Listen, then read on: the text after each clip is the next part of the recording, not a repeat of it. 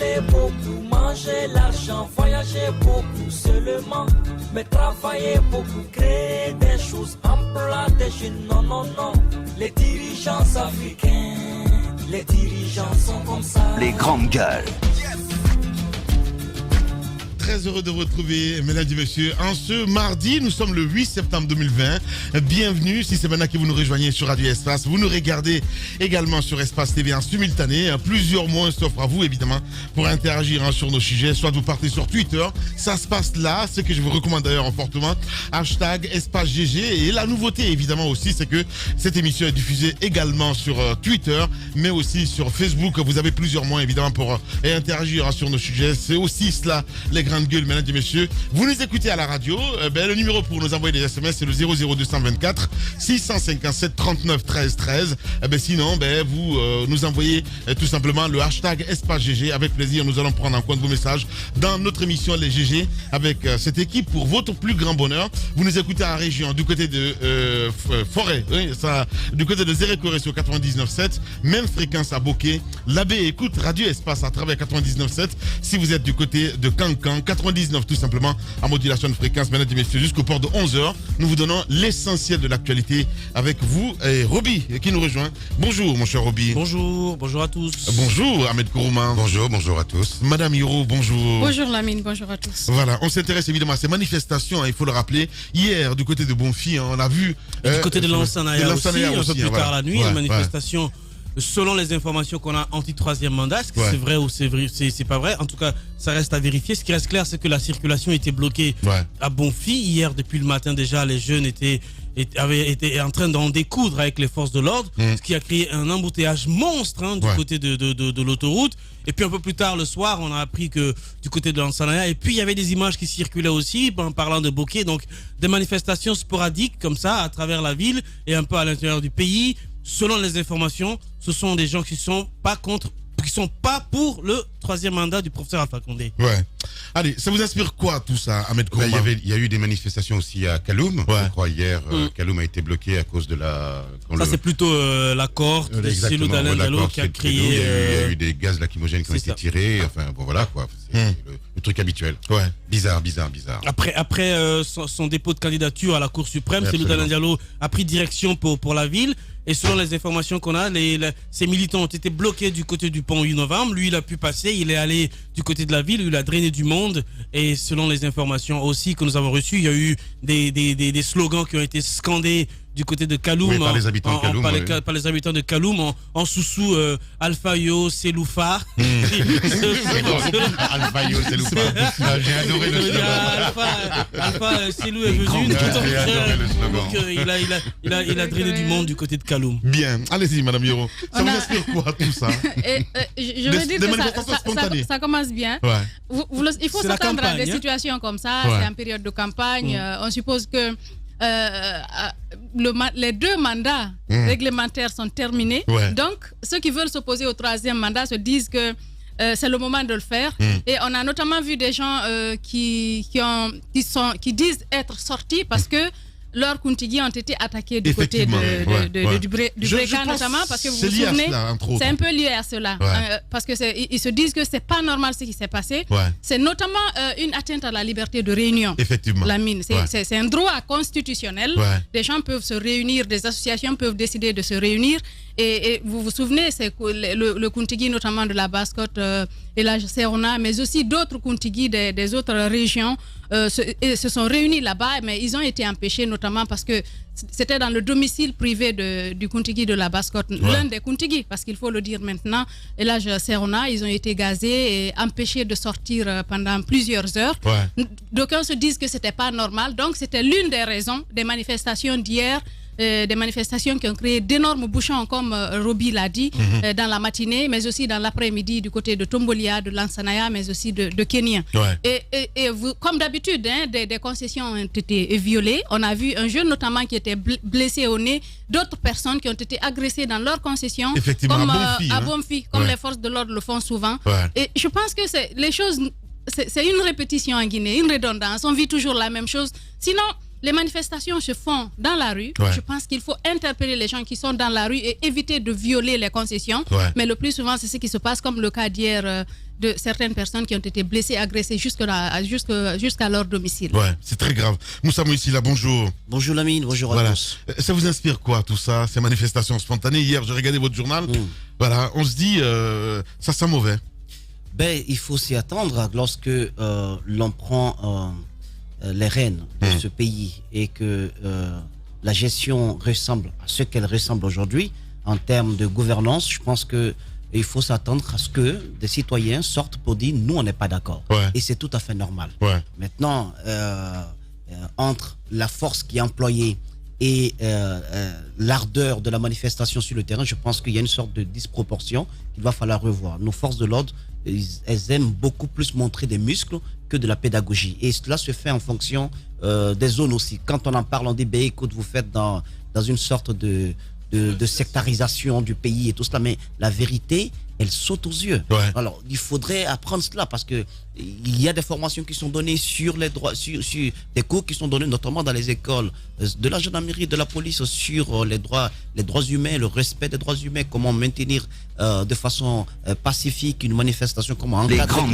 comment faire de telle sorte qu'il y ait moins de violence et tout cela est appris. Je pense que quand on est sur le terrain, il y a une sorte d'adrénaline qui monte. On oublie que face à eux, eux également, derrière cette tenue qu'ils arborent, il y a de la chair, il y a une âme, mais face à eux également, ce sont des citoyens guinéens qui disent qu'on n'est pas d'accord. Ouais. Donc il faut faire attention à la méthode d'employer la force à chaque fois que quelqu'un dit hey, moi je ne suis pas dedans dans cette histoire de troisième mandat. Maintenant, Cellou quand même avait le droit de parader un peu en calme quand même. Lorsque le président Alpha Condé allait faire son dépôt de candidature, mais il y a eu un petit meeting. Il y a un meeting qui s'est créé autour, mais c'était quoi?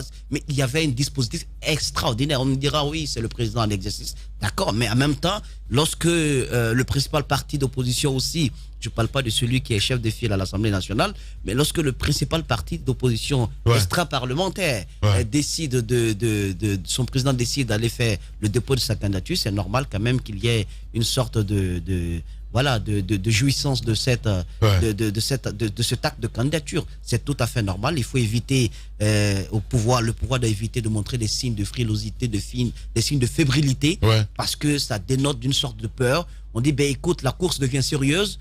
On croyait que le boulevard était tout ouvert. Nous avons quand même quelqu'un qui viendra nous embêter un tout petit peu. Il va falloir qu'on fasse très attention. Ouais, comme dire qu'il n'y a pas de ticket gagnant en politique. Allez, on va essayer de partir avec ces témoignages, mon cher Moussa, et derrière, on revient ici. C'était hier sur Espace TV.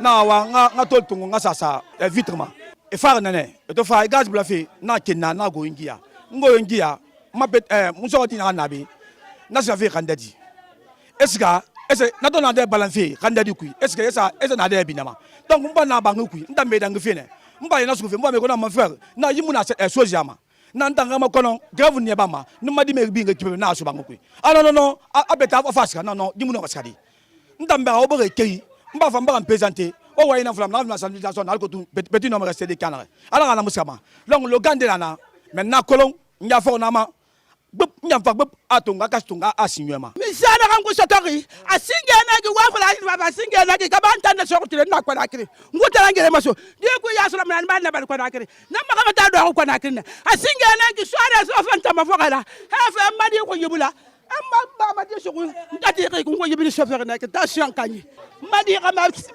yeso ko nge mwanya fambela ka so ko nge la enfasa me fasa wala gasi ta kabula wa man fa fe ba yina ka ko banda kina ka hanna min ala na.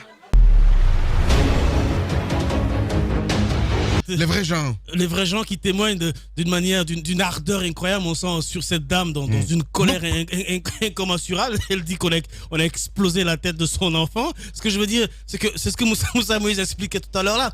Il faut que les forces de l'ordre ont quand même une pédagogie dans leur manière de faire, à faire normalement à travers le monde. Mais je pense que l'intervention dans les différentes manifestations ici sont disproportionnées. Ouais. Et comme Madame Hiro le disait, aller jusque dans les concessions des gens pour les molester, je pense que c'est pas normal. À un moment donné, il faut arrêter. Ouais.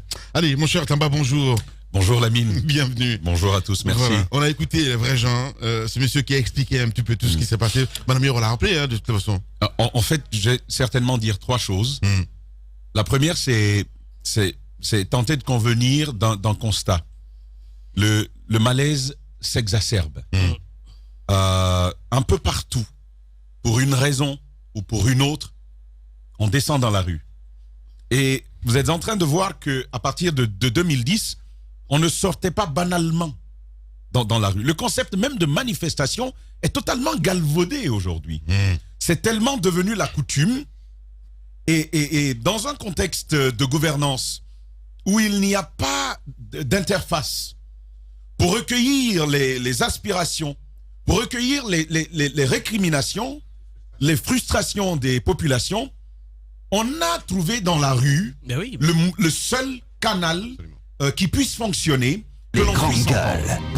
Et donc, les Guinéens s'en servent désormais comme ça, à tout bout de champ.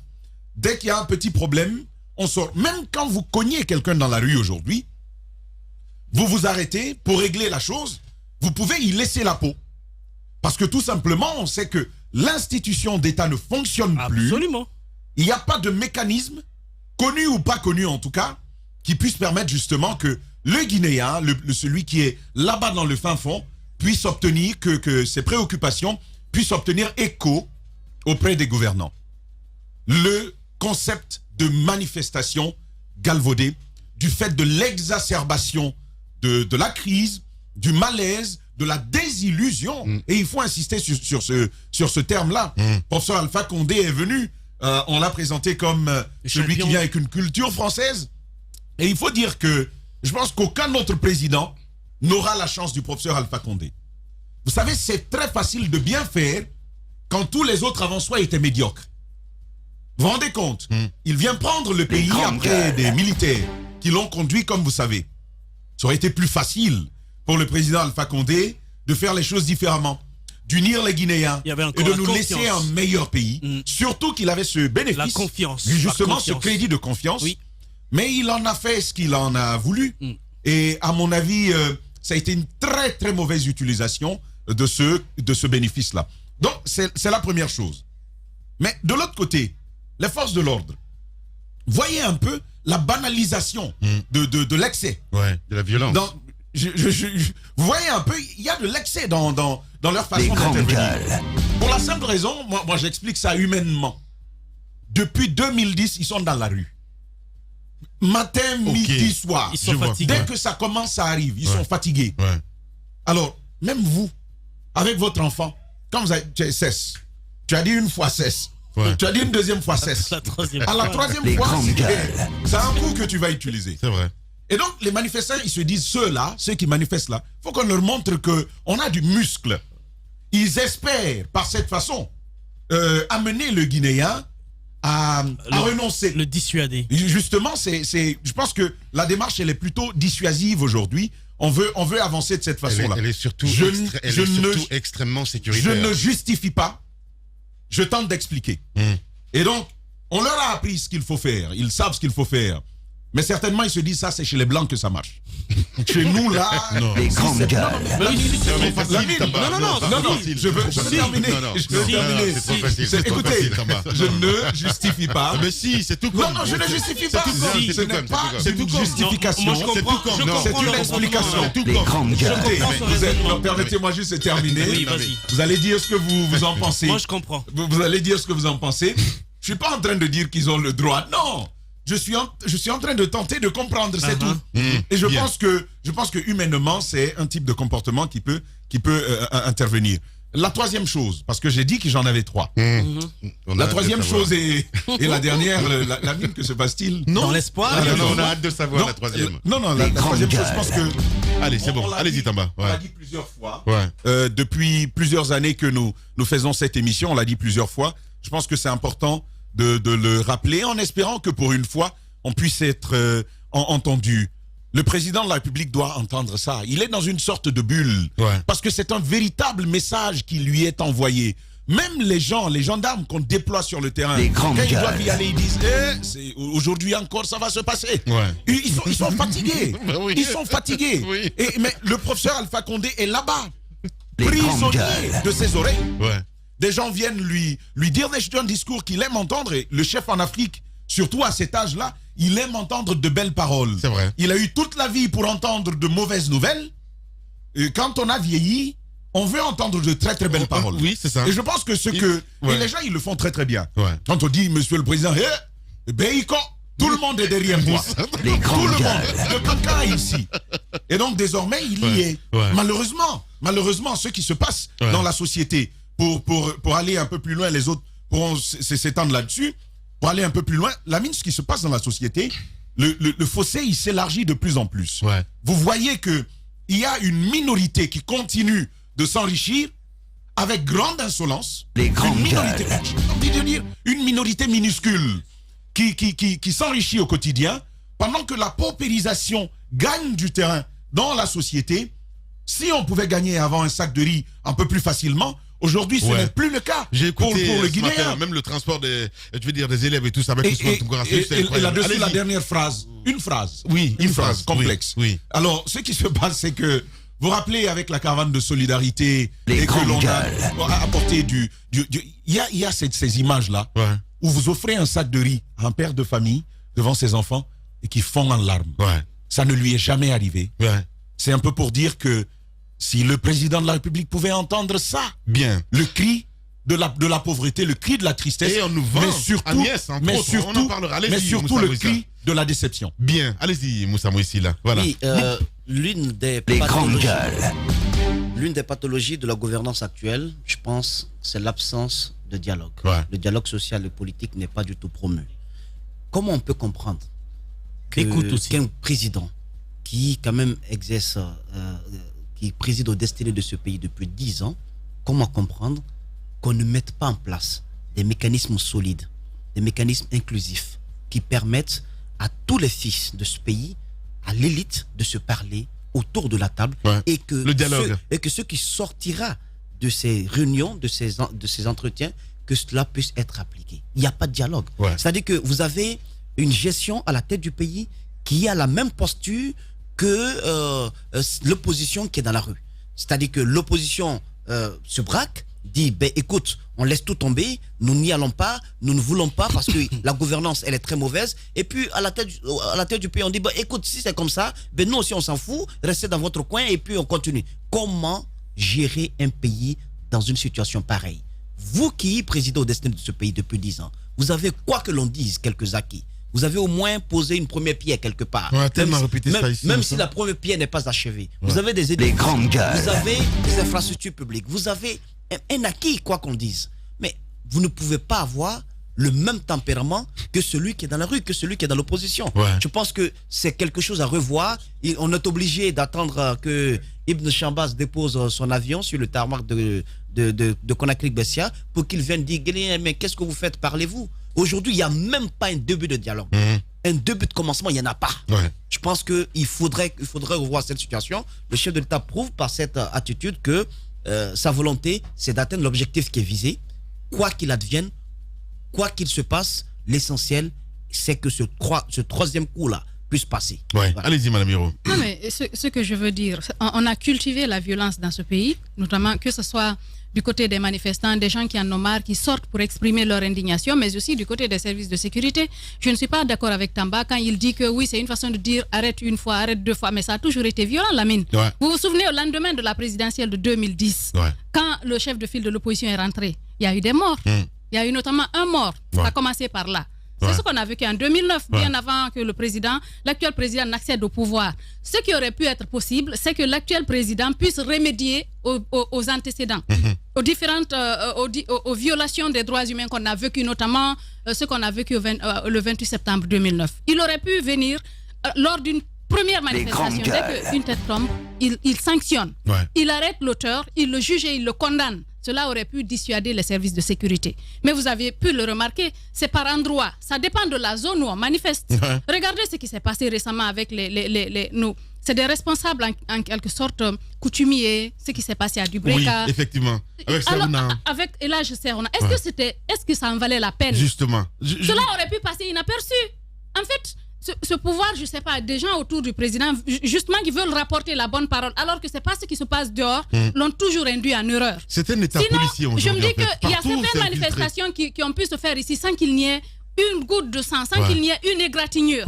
C'est possible dans un État. Quand on n'a rien à se reprocher, on ne tremble pas, Moussa Hiro. Non, mais attendez. On devient frileux. Mais on devient frileux au point d'empêcher ces citoyens d'exercer leurs droits, notamment en violant leur domicile. Vous n'avez pas le droit de vous introduire dans le domicile de quelqu'un et on n'épargne personne, même les vieilles personnes. Vous avez vu ici des vieilles personnes, des vieilles dames. On a écouté cette dame-là. Même pas celle-là. Celle-là, on peut dire que c'est une mère de famille et tout. Des mendiantes, des dames qui mendient dans la rue pour gagner leur vie. Des services de sécurité les ont chicotés ici. Comment vous pouvez comprendre à quel point le niveau de la morale a baissé dans ce pays-là? N'est-ce pas? Moi, c'est juste les valeurs. On a perdu nos valeurs juste à cause de la politique parce qu'on veut faire plaisir au chef de l'État. Et le président se plaît dans ça. Moi, je pense qu'il aurait pu faire en sorte que ces choses-là s'arrêtent d'un seul coup en jugeant les gens, les auteurs, des gens, parce que dire que oui, ils sont fatigués, ils sont formés pour ça. Lamine, arrêtez. Je suis parfaitement d'accord. Ils sont formés. Ne l'en veux pas. Ne l'en veux pas. Moussa a fait la formation au niveau de la gendarmerie. Donc, justement, ils ne sont pas comme moi. Je n'ai suivi aucune formation par rapport à cela. Leur rôle, c'est d'arrêter des gens qui manifestent, qui les agressent. Ils les arrêtent. On les juge et on les condamne. Mais au lieu de les arrêter, on les agresse, on les blesse. On tue certains, le droit à la vie est sacré. On ne doit pas ôter la vie d'une personne parce que la personne a manifesté. Justement. Et on n'utilise même pas des armes égales. On prend quelqu'un qui a une pierre, on tire sur la personne. Tamba, ça ne se justifie pas. Non. On ne peut pas expliquer. Non, on ne peut pas expliquer cela parce que ces gens-là n'ont pas prévenu. Ils n'ont pas dit arrête une fois, arrête deux fois. On tire directement, on blesse automatiquement. Moi, je comprends la logique de Tamba. Allez-y. Tamba est en train d'adopter la méthode du gouvernement, c'est qu'il ne supporte pas la contradiction. Bon, bref. Non, écoutez, je pense qu'on est en train, malheureusement, je dis bien malheureusement, de prêcher dans le désert. On a affaire, il faut quand même qu'on se dise qu'on a affaire à un gouvernement de cousins-cousines. C'est un gouvernement familial dirigé par un CA, et à la tête de ce CA, c'est-à-dire le comité d'entreprise, vous avez le grand chef qui s'appelle Koro. Et Koro, tous les matins, comme on dit, on vient, Fama, il faut. Aïli, comment tu vas? La Guinée va bien, tout va bien. Et on est surtout, alors ce qu'il y a de très dangereux, et Madame Hiro, vous l'avez rappelé, on est dans le tout sécuritaire. Et le tout sécuritaire n'a jamais fonctionné dans une démocratie. Moi, je ne comprends pas, mais alors vraiment, que Cellou Dalein Diallo, hier, et puis aller, comment dirais-je, poser sa candidature, et que ça se termine par des gaz lacrymogènes, là où avant-hier, le président de la République est allé tranquillement poser sa candidature. On a vu tous les ministres, tout le monde entier, toute l'intelligentsia guinéenne parader, nous expliquer que c'était une très bonne chose. Absolument. Et puis tout à coup, il y a une espèce de deux poids, deux mesures dans cette République qui devient vraiment insupportable. Allez-y, mon cher Roby. Ce que je veux dire, c'est que Ahmed a parfaitement raison. Mais pour vous expliquer un peu la situation sur l'axe, puisqu'il s'agit de celle que Mme Hiro décrivait, en temps de paix, moi ce que je ne comprends pas, vous savez, les gendarmes et les policiers sont portés là, continuellement. En temps de paix, les bonnes dames qui vendent les babioles au bord de la route, le pain, la banane, etc., les beignets et autres là, que les bonnes dames là sont en train de frire le matin comme le soir, ça c'est en temps de paix. Mais dès qu'on parle de manifestation, et ce sont ces mêmes cohabitants là, qui du coup deviennent ennemis en temps de manifestation. Et puis après, en temps de paix, ils sont encore amis, ils sont encore assis. Il y a une sociologie qu'il faut quand même comprendre dans ce pays. J'ai l'impression que ces militaires-là, ces gendarmes-là ou les policiers, on les injecte une dose de violence, une dose d'inhumanité en temps de manifestation. C'est du Roby à la frustration de toute la société. J'ai l'impression que ce sont des logiciels. Ce sont des logiciels qu'on transforme en temps de manifestation, et puis en temps de paix, ils deviennent du coup. On appuie sur un bouton et boum, voilà, exactement. Non, c'est une culture de violence qui est vraiment cultivée dans notre pays. Mais je comprends la logique de Tamba, ce que Tamba voulait dire. C'est qu'à un moment donné, vous les voyez, surtout en temps de manifestation, la journée, mais ils sont épuisés, fatigués, ils sont en train de dormir sur les bancs des voitures un peu partout. Donc, un moment donné, ils se disent, mais ça suffit comme ça. Et utiliser la violence, pour eux, c'est un moyen de dissuasion pour dire peut-être qu'il faut que nous utilisions ça pour que les gens puissent arrêter. Mais à un moment, je pense que plus vous utilisez la violence, plus en face, les gens contre lesquels vous utilisez la violence se disent que sont plutôt motivés dans leur ambition d'en découdre avec vous. Bien. Donc je pense qu'à un moment donné, il faut qu'on arrête, mettons un peu de la pédagogie. Puisque vous savez manger les beignets de ces bonnes dames, pourquoi ne pas utiliser la pédagogie pour parler à ces bonnes dames pour qu'ensuite elles parlent à leurs enfants? Je pense qu'utiliser la violence ne va jamais résoudre le problème dans notre pays. Enfin, Madame Hiro, tu balances la tête, mais c'est une idée. Hein? Allez, Roby. C'est qu'une idée. Vous êtes chez les GG. Le ridicule et la méchanceté sont ses traits de caractère. La haine est un poison mortel dont beaucoup se nourrissent pour vivre. Il n'y a pas d'entrepreneur audacieux qui ne fabrique pas automatiquement jalousie, envie, critique, caricature, diffamation et désinformation. Bienvenue sur Radio Espace Guinée, la radio dont les autres s'inspirent. Radio Espace Guinée. À Conakry sur 99.7, en région à Labé, Kakandé sur 99.7, à Cancan sur 99.